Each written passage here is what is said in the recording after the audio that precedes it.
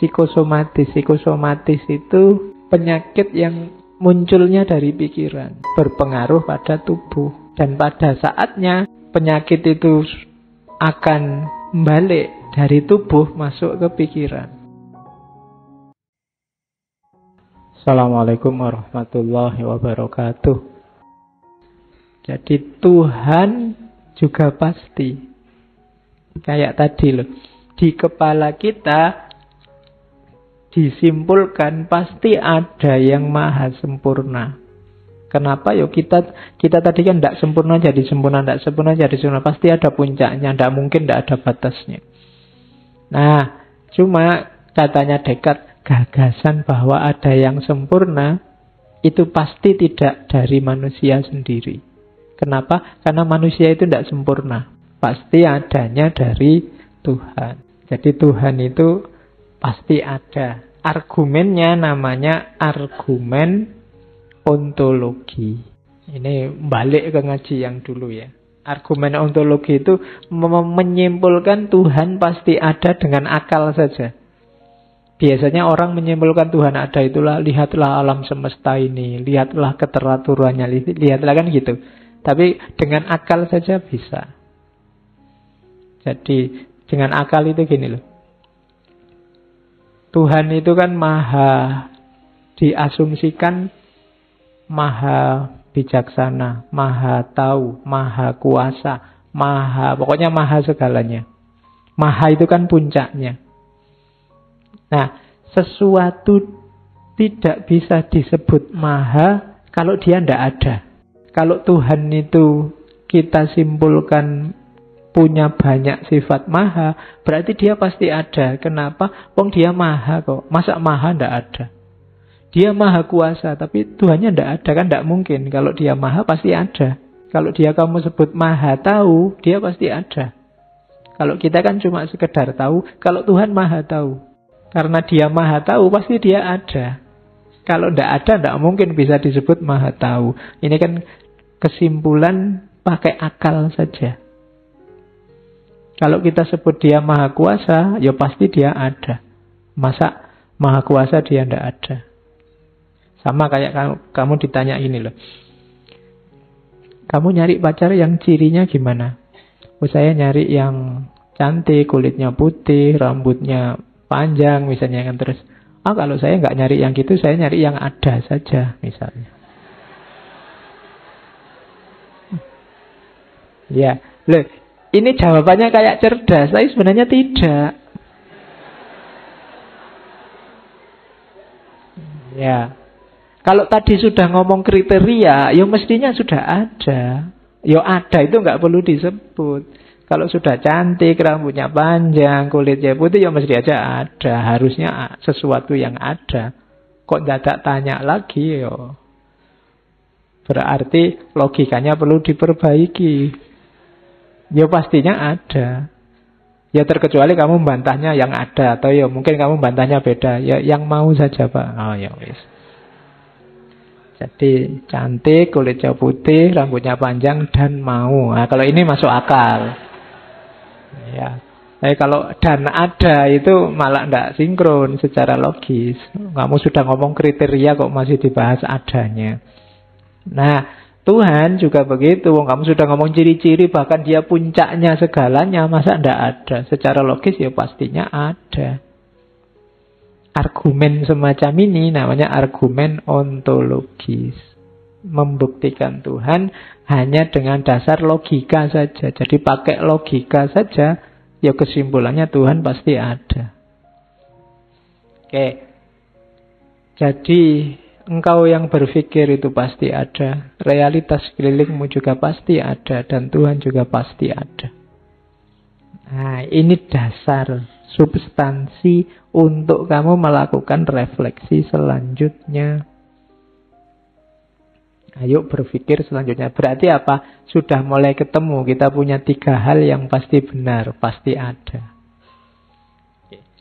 Ini cara berpikir filosofis itu begitu. Dirinci sampai paling dasar, kemudian dicari unsurnya satu-satu, diuji benar sampai pasti yakin benar.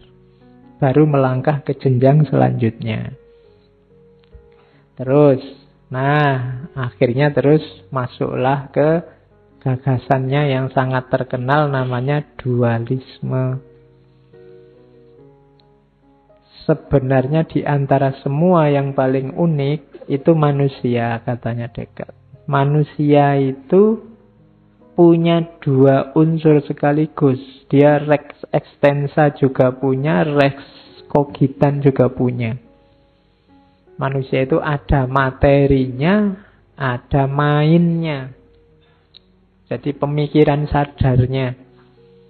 Hewan kan juga punya, katanya Descartes enggak. Hewan itu enggak punya kesadaran tentang dirinya.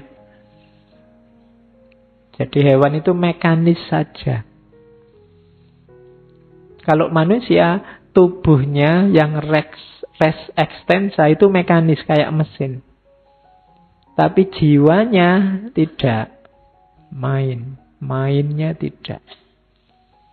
Ya karena dia rasionalis, pikiran mempengaruhi tubuh. Meskipun nanti tubuh sedikit-sedikit juga, tubuh juga sedikit-sedikit mempengaruhi pikiran. Tapi manusia itu kombinasi antara mental dan material. Ini yang disebut dualisme. Jadi manusia itu kayak mesin tubuhnya. Sama kayak hewan tubuhnya. Yang membedakan apa? Mainnya. Jadi oleh karena itu katanya Descartes, perhatikan bahwa yang mekanis punya hukum sendiri, yang main punya hukum sendiri. Yang mekanis ya ada hukum-hukum, kalau kita menyebutnya sunnatullah. Alam materi itu ada sunnatullahnya. Makanya kerja Tuhan, kalau dalam gagasan-gagasan filsafat barat termasuk Descartes, itu dianalogikan kayak tukang buat jam.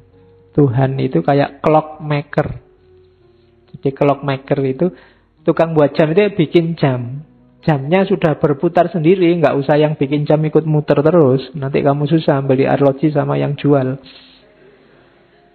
Jadi dia sudah ada hukumnya, muter sendiri, sudah selesai. Alam semesta juga begitu. Oleh Allah diciptakan, oleh Tuhan diciptakan, terus dikasih hukum di dalamnya. Dia mekanis, sudah jalan dengan sendirinya. Ada rumus-rumusnya yang kita sebut sunnatullah. Kamu tidak usah tanya, lihat sekarang Tuhan itu ngapain Pak kalau sudah ada hukumnya. Ya, urusannya Tuhan sendiri, dia ngapain sekarang.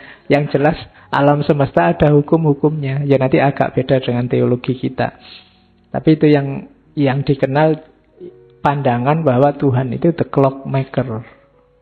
Ya silahkan kamu pedomani sunnatullah ini. Itu kan maunya Descartes. Alam ini ada rumusnya. Itu yang dikejar-kejar barat, melahirkan perkembangan sains yang luar biasa. Itu berlaku untuk res extensa. Untuk alam materi yang mekanis. Berlaku buat manusia, ya, tapi aspek materinya, fisiknya. Fisikmu itu mekanis, ada rumusnya, ada sunatullahnya.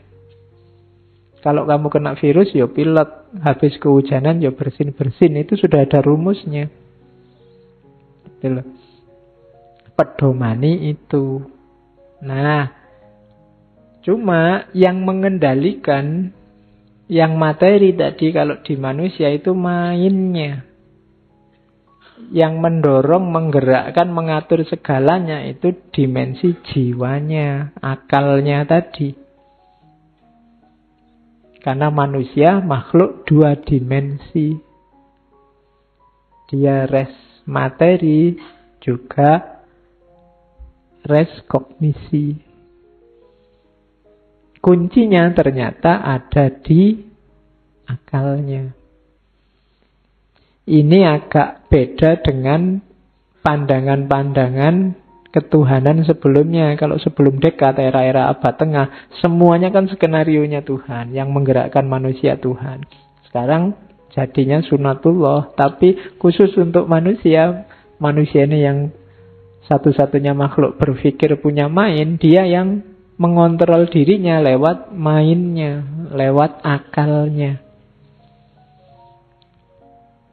Badanmu itu mesin, supirnya akalmu. Gampang-gampangannya gitu.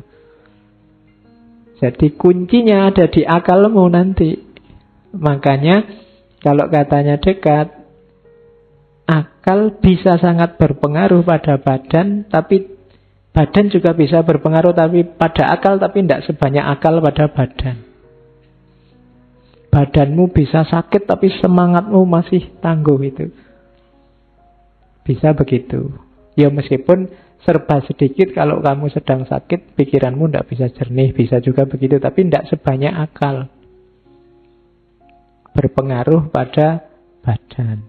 Jadi ini gagasan dualisme Descartes. Oke, ya meskipun itu di beberapa bagian tulisannya Descartes menyebut ada 3 nafsu yang harus ditaklukkan agar bisa menaklukkan, mengontrol badanmu dengan sehat. Yang pertama adalah sangat suka atau disebut cinta. Yang kedua sangat tidak suka yang disebut benci. Kagum, kagum itu membuat tidak rasional. Caramu nyetir badanmu biasanya terus jadi kacau. Penuh gairah, terlalu semangat, terlalu gembira atau terlalu sedih. Kalau tadi analoginya sopir, jadi engkau adalah sopir bagi tubuhmu, hati-hati hindari 6 hal ini biar kamu tidak tabrakan. Jadi biar caramu mengendalikan tubuhmu sehat. Jangan terlalu suka, jangan terlalu benci, jangan terlalu kagum, jangan terlalu semangat, jangan terlalu gembira, jangan terlalu sedih. Kalau ada 6 ini, nyopirmu bisa kacau. Bisa nabrak-nabrak kiri kanan. Karena kita dualitas. Ada 2 unsur. Yo, jasmani dan rohani.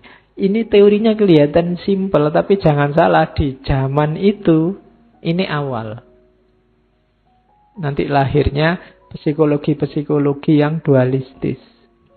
Bahwa manusia itu jasmani dan rohani. Bahkan pengaruhnya tidak cuma ke dunia psikologi, juga mungkin ke dunia rohani, dunia tasawuf. Itu gagasan ini diadopsi.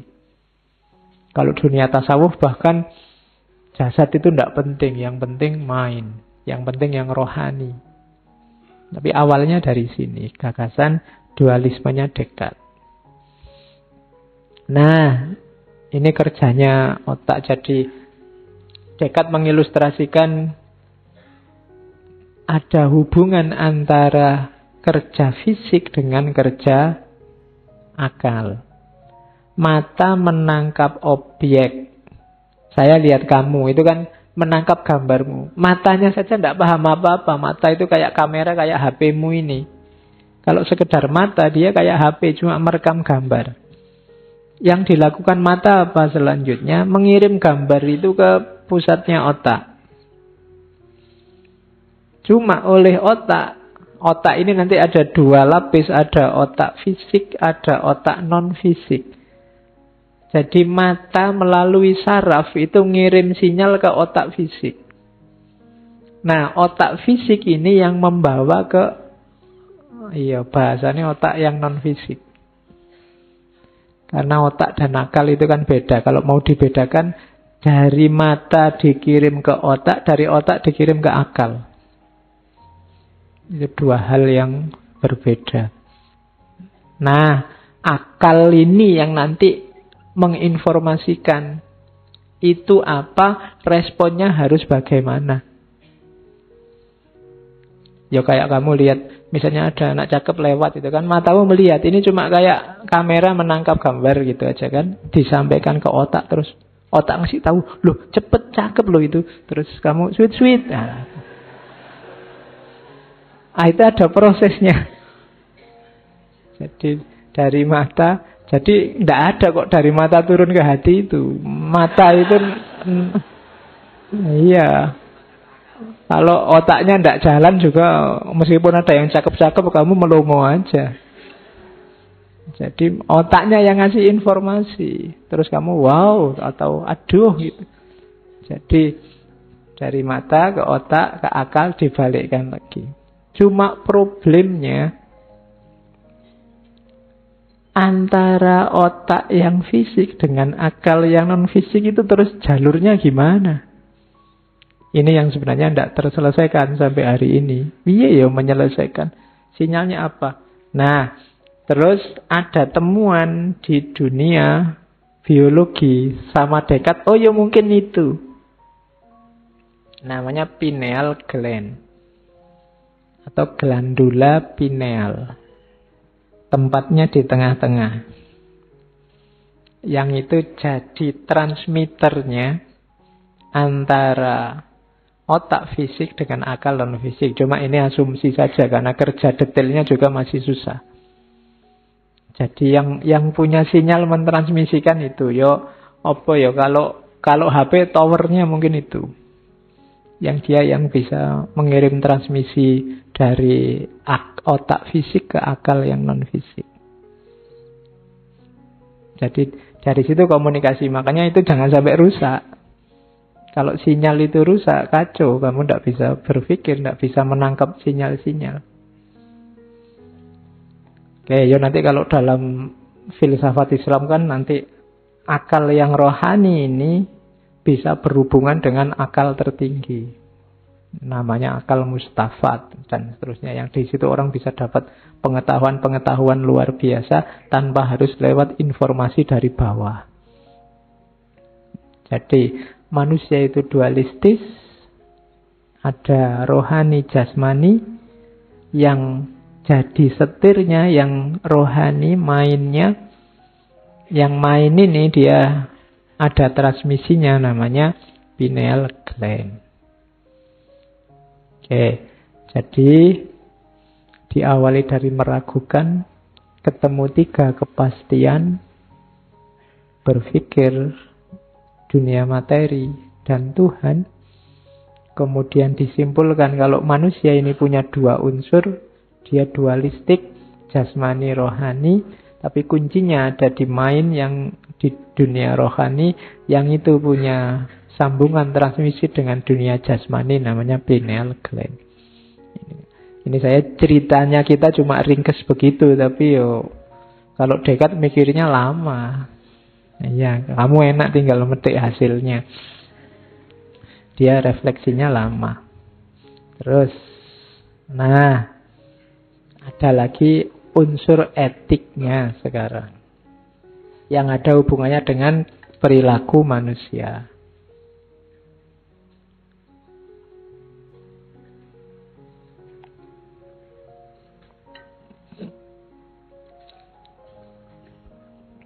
Oke ya. Apa yang harus kita lakukan, mana yang baik, mana yang buruk. Dasarnya tetap 3 katanya Descartes. Baik atau buruk itu. Yang pertama eksistensi Tuhan. Yang kedua kedudukan manusia di alam semesta. Kemudian dualisme tubuh jiwa dan free will. Jadi kalau ini pertimbangan 4 hal itu untuk dunia baik buruk. Yang pertama, pertimbangkan adanya Tuhan. Berarti apa? Dunia ini tidak cuma berakhir sekarang dan di sini. Masih ada hitung-hitungan lagi yang ngurusi Tuhan. Pertimbangan kedua, baik buruk perbuatanmu, coba dicek kedudukanmu. Kamu sebagai apa, posisimu apa? Itu nanti menentukan baik atau buruk. Seperti saya bilang, tidak semua yang baik itu selalu pas. Kalau ruang dan waktunya tidak pas, yang sebenarnya itu baik bisa jadi tidak baik. Kayak tadi kamu nasihati orang, ya hasilnya orang marah-marah. Itu kan jadinya nggak baik. Kamu harus ngerti posisi. Ngerti situasi. Posisimu di alam sebagai apa. Yang ketiga, dualisme tubuh dan jiwa tadi. Sadari dirimu itu ada jasmaninya, ada rohaninya. Pentingnya apa? Sebelum berbuat baik ngerti ini, ya lakukan segala yang bermanfaat baik untuk jasmani maupun untuk rohani. Jangan cuma yang rohani saja. Pak, ini kan hidup itu kan nanti akhirnya di akhirat tubuh kita ini hancur, enggak. Sekarang kamu masih di dunia. Kamu butuh ngopeni jasmanimu juga. Pertimbangkan kesehatan dua-duanya. Dan yang terakhir, pastikan kamu bebas. Free will. kebebasan manusia. Karena baik atau tidak itu juga ditentukan oleh kebebasanmu. Sebagus apapun perilakumu, kalau dipaksa orang lain, nilainya jadi hilang. Termasuk kejahatan kalau dipaksa, itu kan hitung-hitungannya beda. Kamu dipaksa orang untuk memperkosa. Kalau nggak diperkosa, tak bunuh kamu. Itu kan kamu terpaksa. Kalau dipaksa kan nggak bisa dihukum. Loh, saya kok dihukum, saya dipaksa ya. Ya nggak bayangke ya kok dipaksa bisa memperkosa. Oke, jadi cuma itu free will. Jadi perbuatan baik itu berarti apa? Perhatikan eksistensi Tuhan, berarti parameter hasil, manfaat, dan macam-macam jangan cuma diukur di dunia ini, masih ada Tuhan. Kemudian perhatikan posisimu di tengah alam semesta. Yang ketiga perhatikan jasmani rohani. Dan yang terakhir free will. Terus katanya Descartes, perbuatan baik itu sebenarnya jenisnya apa? Ini kayak pendapatnya Mu'tazilah, bisa ditemukan dengan akal saja. Jadi akalmu telah cukup untuk menemukan kebaikan. Berarti apa? Kalau nalarmu benar, kamu bisa dipandu oleh akalmu untuk menemukan kebaikan. Jadi rumus pertamanya itu, pastikan bahwa nalarmu lurus. Yang kedua, cuma memang akal ini butuh bahan untuk memutuskan. Di situ gunanya pengetahuan. Ya kan? Butuh tambahan wawasan yang banyak. Jadi maka apa? Semakin tinggi, semakin banyak pengetahuan, semakin tinggi ilmu, semakin biasanya orang etis dalam hidupnya. Kayak teorinya Socrates. Kenapa? Dia punya banyak pertimbangan. Wawasannya luas. Jadi dia ngerti mana yang baik, mana yang benar.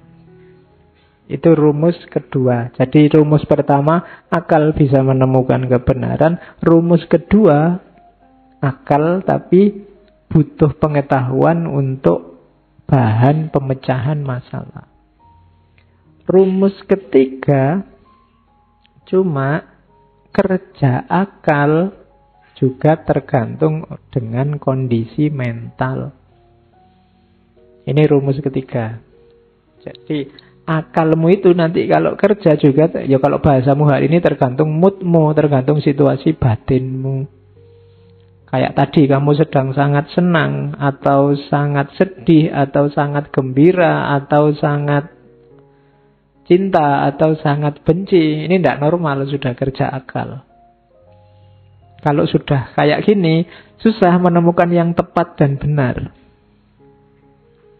Nah, jadi rentetan kerjanya, akal bisa menemukan kebenaran, kebaikan.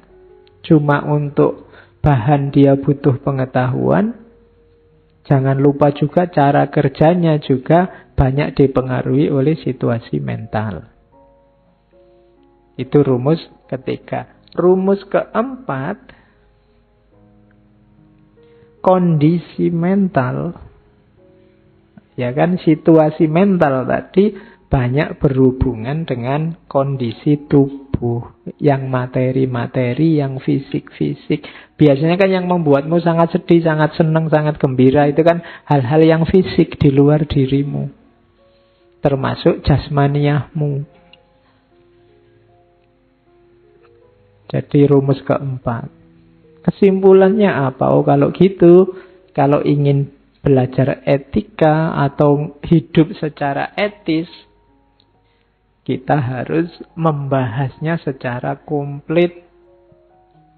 Yang ngomong unsur-unsur jasmani, yang ngomong unsur-unsur rohani. Dua-duanya penting. Nah, apa iya sih Pak? jasmani bisa mempengaruhi rohani secara etis? Ya, kalau Descartes ilustrasinya psikosomatis. Psikosomatis itu penyakit yang munculnya dari pikiran, berpengaruh pada tubuh. Dan pada saatnya penyakit itu akan balik dari tubuh masuk ke pikiran. Jenis psikosomatis, penyakit cemas yang ada di rohani yang berpengaruh pada jasmani. Itu psikosomatis. Jadi psikosomatis menunjukkan situasi timbal balik antara jasmani dan rohani. Pernah enggak, mungkin orang psikosomatis itu gini loh. Habis lihat temennya stroke, dia jadi fobia. Pusing aja, waduh jangan-jangan mau stroke ini. Itu psikosomatis. Kok gini terus-terusan, kamu jadi ketakutan. Pokoknya wah kamu merasa akhirnya ke spesialis kemana. Dokternya ya bingung, enggak ngapa-ngapain mbak. Sampai enggak sakit apa-apa, tapi rasanya kepala saya sama dokternya cuma dikasih Paramek misalnya. Tapi kamu merasa enggak, ini mau stroke ini. Itu gejala psikosomatis namanya. Jatuhnya bisa sakit beneran, mungkin asam lambungmu naik, mungkin itu namanya psikosomatis. Karena ketakutan. Bulan lalu ya kita ngomong fear, itu kan ketakutan. Di antara efeknya kan efek ke fisik. Sama, fisik juga begitu, dia berpengaruh pada caramu berpikir. Ya kalau kamu sangat capek, sangat marah, sangat haus, sangat lapar, itu kan ya mikirnya nggak normal sudah kan. Gitu. Kalau kamu sangat haus, mbok lihat temenmu gelasnya tinggal separuh aja kan, mbok lirii terus, aduh itu kira-kira bisa ndak ya? Nah itu jadi berpengaruh dengan caramu, sudah nggak konsentrasi kan, lihat filsafat ndak mikir kan gitu. Jadi maka belajar etik, keputusan mana yang baik, mana yang buruk itu harus kita kaji secara komprehensif. Dengan 4 rumus tadi dan dasar-dasar eksistensi ketuhanan, kedudukan manusia, kemudian dualisme dan free will. Ini nanti rumusannya panjang. Ini yang disebut etika Kartesian. Etika yang dirumuskan oleh Descartes. Oke, jadi itu nyawa-nyawa teorinya Descartes yang nanti dikenal sebagai Kartesianisme. Jadi tentang Kartesian. Oke. Sekarang kita belajar banyak hikmah dari Descartes di luar teorinya. Ini saya potong-potong dari buku terjemahan bukunya. Ada sangat banyak, saya bawa beberapa mungkin penting. Yang pertama, it is not enough to have a good mind. The main thing is to use it well. Ini melanjutkan tadi ya. Iya, jangan khawatir. Asal kamu waras, akalmu sehat. Cuma akal sehat itu ndak penting. Yang penting itu akalmu kamu gunakan apa tidak. Jadi ndak usah membangga-banggakan akal sehat. Kamu pakai akalmu apa ndak? Oh itu kritiknya Descartes kan begitu. It is not enough to have a good mind. The main thing is to use it well. Nah, sudah kamu gunakan apa belum fasilitas dari Allah yang namanya akal sehat itu? Insya Allah asal kamu waras, ya akalmu sehat. Cuma kamu pakai apa enggak? Makanya Quran itu kan banyak nyindir afala ta'qilun, afala tafakkarun, afala tatazakkarun. Itu menyuruh kita berpikir. Kalau cuma berakal, semua manusia yang sehat pasti berakal. Tapi tidak semua yang berakal berpikir. Jadi yang penting adalah berpikirnya. Itu kayak alat. Kamu punya HP Samsung S10, terus kamu bangga-banggakan, Samsungku lo S10. Kamu buat apa? Tapi saya tidak bisa WA-an, tidak bisa Facebookan, tidak bisa buat apa. Gunanya apa? Jadi tidak penting kamu punya HP S10, yang penting kamu bisa menggunakannya enggak. Gitu loh. Jadi itu nasihatnya Descartes. Ada beda antara kepemilikan dan fungsi. Ini kan bahasa lainnya itu. Ya kayak kamu yang tidak kawin-kawin itu kan. Ya apa-apa punya, cuma fungsinya kan belum maksimal. Jadi ya ada beda antara punya dan efektif fungsional. Oke, terus. The greatest mind are capable of the greatest vices as well as of the greatest virtues. Hati-hati dengan orang pinter ya. Orang pinter itu kalau kalimat letternya, orang paling pinter adalah yang paling bisa melahirkan kejahatan yang paling jahat atau kebaikan yang paling baik.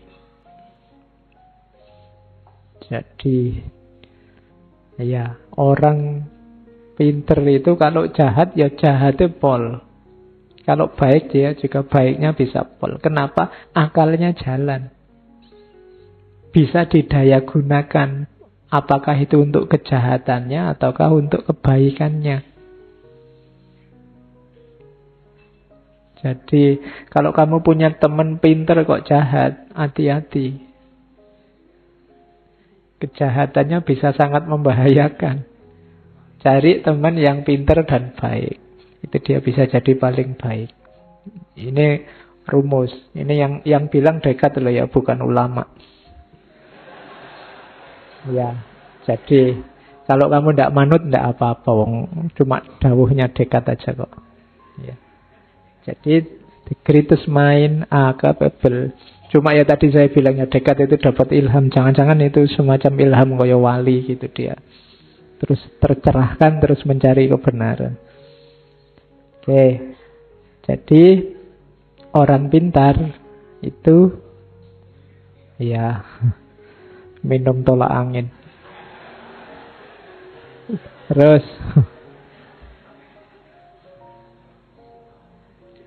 to know what people really think, pay attention to what they do rather than what they say.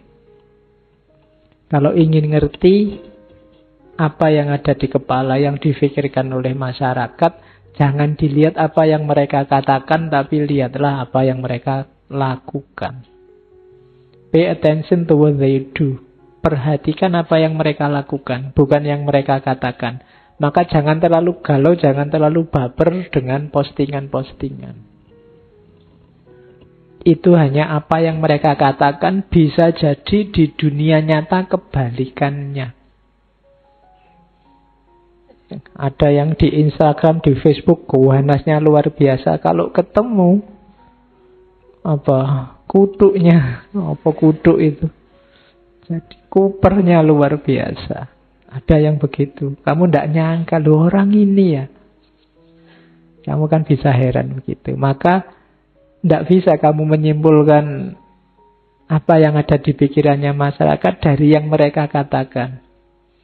Apalagi orang Indonesia dikenal kuat basa-basinya. Iya. Kalau dulu basa-basi itu kan konotasinya baik, bahwa orang tidak mau menampilkan yang sebenarnya untuk menghargai. Dan sekarang ada basa-basi yang kebalikannya. Alah, daripada grupnya ini sepi, bikin berita-berita hoax lah sedikit-sedikit biar rame. Itu kan basa-basi sebenarnya. Bikin isu-isu yang biar rame lah, kan ada yang begitu.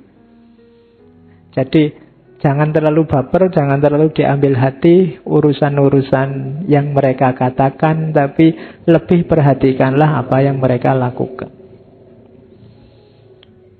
Terus kalau ini ngasih semangat. Cuma karena kalimatnya bahasa Inggris jadi lucu. You just keep pushing.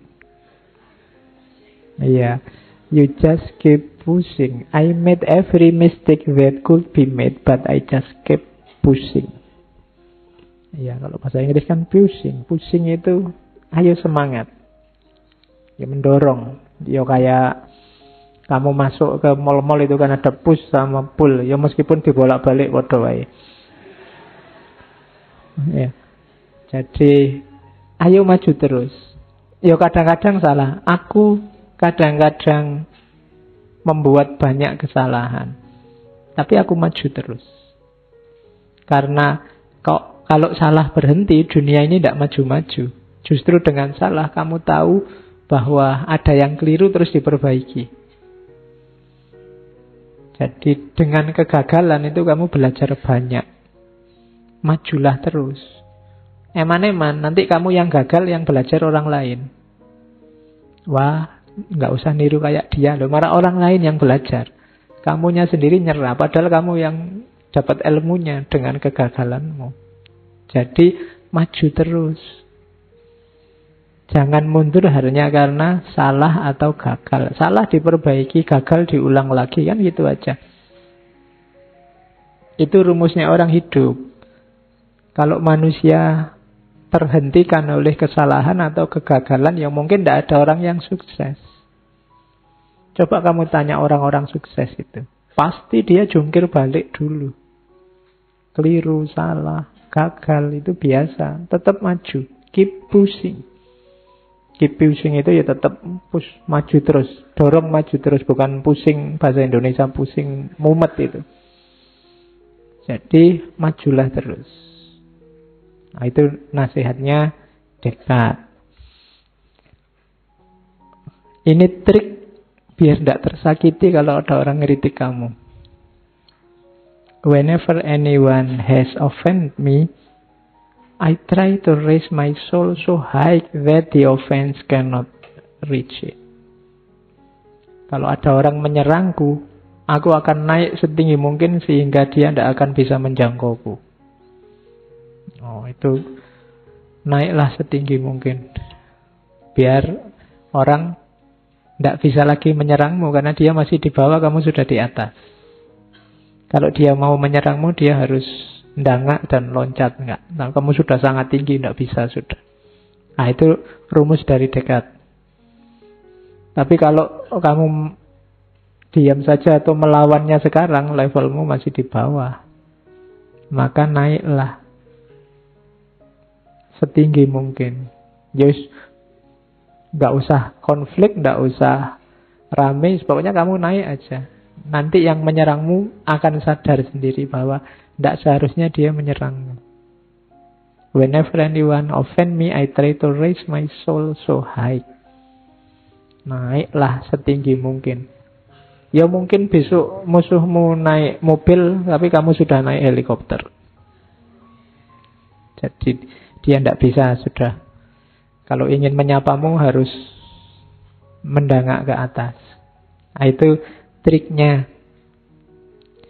Jangan putus asa, jangan marah, jangan apalagi berkonflik hanya karena dikritik atau diserang orang. Kalau kamu merasa benar, jalan terus setinggi mungkin sampai tidak mungkin lagi bagi orang lain untuk menyerangmu.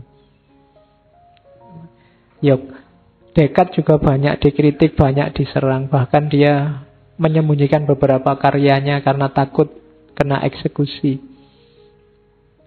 Tapi kemudian belakangan orang tahu harga dari karya-karya seorang Descartes. Yang menyerang sudah tidak mampu lagi menyerang, sudah kehabisan amunisi. Ini nasihat untuk kita hari ini. Any community that get its love by pretending to be idiot will be eventually be fooled by actual idiot who mistakenly believe that they are in a good company. Masyarakat manapun yang mencari tertawa, mungkin hari ini maksudnya iseng, mengisi waktu dengan pura-pura idiot. Jadi pura-pura bodoh, pura-pura tidak tahu kalau itu salah, pura-pura tidak sebenarnya kamu ngerti kok kalau itu salah, tapi Kamu pura-pura tidak tahu saja. Mungkin untuk iseng, untuk lucu-lucuan, untuk kelompokmu tertentu. Maka pada saatnya akan lahir banyak idiot beneran. Itu katanya Descartes. Hari ini kan kita banyak yang pura-pura tidak pinter, pura-pura tidak cerdas, mungkin demi kepentingan macam-macam. Tapi ingat-ingatlah kalau terlalu banyak kita acting jadi orang bodoh, pada saatnya kita akan kebanjiran orang bodoh beneran. Dari mana ini lahirnya? Hasil dari produksi kebodohan, kepura-puraanmu tadi. Kalau kamu nyebar berita bohong, akan banyak orang percaya dengan kebohongan itu dan akan lahir sangat banyak orang yang bertindak atas dasar kebohongan itu dan dia merasa itu benar. Jadi kalau kamu idiot, meskipun itu pura-pura, kamu bergaya idiot, bergaya kayak orang bodoh. Kamu tahu itu salah, tapi kamu terjang saja untuk kepentinganmu. Pada saatnya akan lahir, akan banjir orang bodoh, orang idiot beneran di tengah kita, dan mereka merasa itulah yang benar. Dan saham kita luar biasa untuk melahirkan orang-orang seperti ini. Makanya mungkin kita harus lebih hati-hati lagi. Ya tidak harus menjelang pemilu. Terus-terusan kita harus hati-hati, jangan sampai bergaya idiot. Gets its love by pretending to be idiot. Mungkin kamu mencari jempol, mungkin kamu mencari like dengan cara hal-hal yang tidak penting, hal-hal sepele, hal-hal yang merusak. Maka hati-hati, pada saatnya kita akan kebanjiran hal-hal sepele, hal-hal merusak yang dianggap penting, dianggap benar. Jadi ini nasihat sejak abad ke-16 dari Descartes. We do not describe the world we see the world we can describe. Ini penjelasannya kayak tadi ya. Dunia itu yang mengkonstruksi kita. Bencana ya bencana, gunung meletus ya gunung meletus, tapi maknanya apa gunung meletus itu kita yang membunyikan. Pilihan presiden ya pilihan presiden, faktanya cuma itu, tapi maknanya apa bagi kita itu isi kepala kita yang membunyikan. Siapa besok yang jadi ya sebenarnya simpel, pemilu, calonnya 2, beliau yang jadi, kan sesimpel itu faktanya, tapi bunyinya jadi apa itu tergantung isi kepala masing-masing. Sesuai yang kacamata kita pakai. Mungkin kalau yang jadi bukan calon kita, kita membacanya ini pemilu rusak, pemilu penuh curang. Tapi kalau yang jadi calon kita, oh ini baru ada pemilu adil itu ya hari ini misalnya. Ya pemilunya ya itu, cuma kepalamu yang membaca yang beda-beda. Itu sebenarnya realitas itu dibaca begitu. Maka setiap kali ada orang ngomong kayak Descartes tadi, ujilah. Jangan ditelan mentah-mentah dari pihak manapun. Kalau ini nasihat untuk optimis. Seorang optimis itu bisa melihat cahaya, meskipun mungkin sama sekali tidak ada cahaya. Tapi orang yang pesimis itu selalu berusaha untuk memadamkan cahaya. Itu katanya Descartes itu, jadilah orang optimis, jangan pesimis. Apapun yang terjadi, insya Allah kita selamat kok. Itu lebih nyaman hidupmu daripada kamu kagetan, sumpekan, ngamuan. Itu kan ciri-ciri orang pesimis. Padahal masih ada harapan, tapi kamu lebih memilih mematikan harapan itu. Itu namanya orang pesimis. Kalau optimis itu kamu selalu melihat ada harapan, padahal mungkin sudah padam. Waduh, sudah dilamar.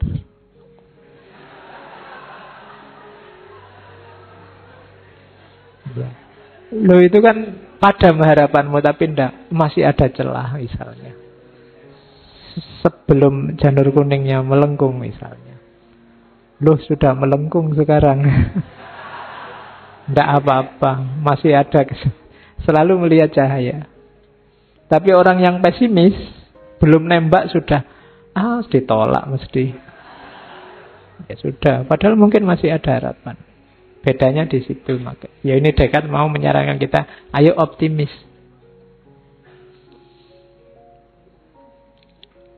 Kalau ini, it is easy to hate and it is difficult to love. Membenci itu mudah dan mencintai itu susah. This is how the whole scheme of things works. Seperti inilah semua skenario berjalan. Segala yang baik itu susah diraih. Ya, dan segala yang jelek itu mudah diraih. Biasanya gitu. Kalau pengen berita bohong itu gampang bikinnya, tapi ayo kita klarifikasi, itu biasanya susah. Ya kamu mau, tapi lah gimana klarifikasinya? Karena klarifikasi susah. Jadi mencintai itu mudah. Mencintai itu susah, membenci itu gampang. Makanya tidak perlu lama kalau kita ingin menghancurkan peradaban dengan saling membenci. Karena membenci itu gampang. Membangun cinta itu susah. Untuk suka ke orang lain mungkin butuh proses, tapi membenci gampang, cepat. Jadi makanya perhatikan rumus ini, hati-hati dengan skema membenci. Segala yang jelek-jelek itu biasanya mudah. Sementara yang baik-baik itu biasanya susah. Ini penjelasannya panjang, kamu renungkan sendiri, cari relevansinya dengan Descartes dan hidupmu sendiri-sendiri.